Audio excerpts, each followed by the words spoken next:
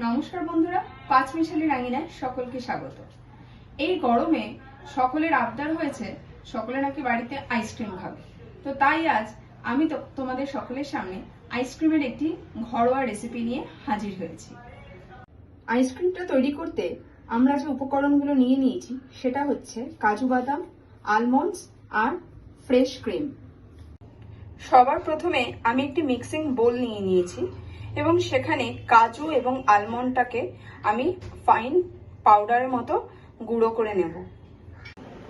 Almond আর কাজুর গুঁড়োটা তৈরি হয়ে গেছে। এবার আমি একটা এরকম ব্লেন্ডার নিয়ে নিয়েছি। এই ব্লেন্ডারে আমি ফ্রেশ ক্রিমটাকে একটু ফাটিয়ে নেব। ব্লেন্ডারের মধ্যে আমি ফ্রেশ ক্রিমটা নিয়েছি। এবার আমি এটাকে ফেটিয়ে নেব।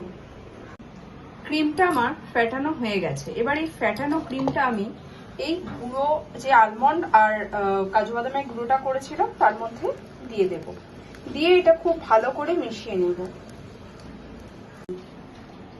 এই পেস্টটার মধ্যে আমি কিছুটা ভ্যানিলা এসেন্স অ্যাড করছি।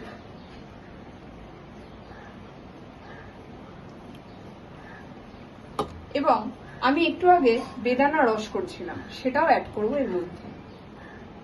এবার এটা খুব ভালো করে মিশিয়ে নেব।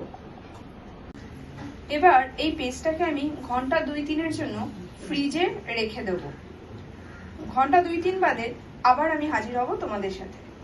ঘন্টা 2 ফ্রিজে রাখার পরে আমি আইসক্রিমটাকে বার করেছি। দেখো সকলে, আইসক্রিমটা কিন্তু এখনো সম্পূর্ণভাবে জমে যায়নি। সম্পূর্ণভাবে জমে যাওয়ার আগে আইসক্রিমটা আমাদের বার করে আরও একবার ফেটিয়ে নিতে হবে। এতে ক্রিমি টেক্সচারটা খুব ভালো হয়। মিশ্রণটিকে আমি মিক্সিং বোলে নিয়ে নিয়েছি। এবার এটাকে আমি আরেকটু ভালো করে মিক্সিতে ফেটিয়ে নেব। আইসক্রিম তৈরির এই মিশ্রণটি সম্পূর্ণভাবে তৈরি হয়ে গেছে। এবার আমি এটাকে ফ্রিজে জমতে দিয়ে দেবো। আমি যেহেতু পুরো বিষয়টাই একজন ঘরোয়াভাবে দেখিয়েছি এবং ঘরোয়াভাবেই আমি করি, সেই কারণেই আমি একটি এয়ারটাইট কন্টেনার নিয়ে নিয়েছি এবং তাতেই আমি আইসক্রিমটা জমতে দেব। তোমরা যে কোনো শেপেই যে কোনোভাবেই এটাকে জমতে দিতে পারো, তাতে কোনো অসুবিধে নেই।